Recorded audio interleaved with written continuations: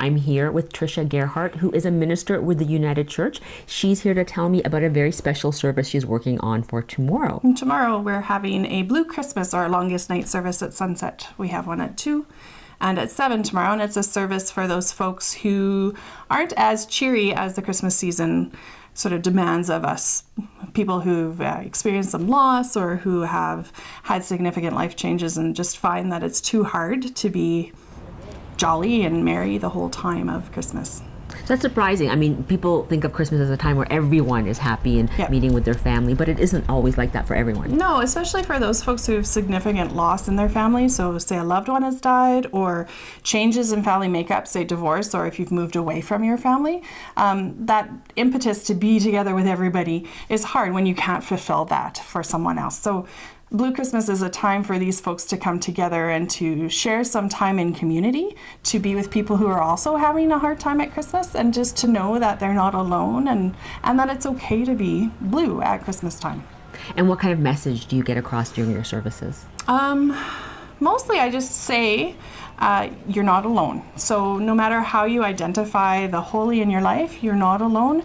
That presence is with you, but also the circle of people who have gathered here are here to help you and support you as well. And my role is to say words of comfort and to say, you know what, it's actually okay to be sad at this time of year.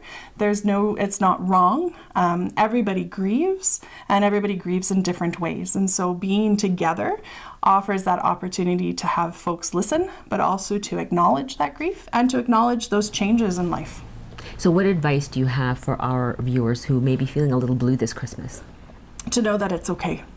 To know that there's no reason why you have to force yourself not to be blue. Acknowledge it. Find a way, especially if you've lost a loved one, to incorporate that loss into what you're doing. So you may find a way of having their presence with you, a candle, or hanging a stocking with a name on it, or having pictures present, or doing the things that you would love to do. My mother-in-law died 2 years ago at Easter, and at Christmas time, she was always the one who was in charge of everything. So to acknowledge her missing presence with us, we do things like bake her butter tarts and her shortbread. And I have a special stocking with her name on it that my son has also got his name on it too, because he wants to remember Grandma that way.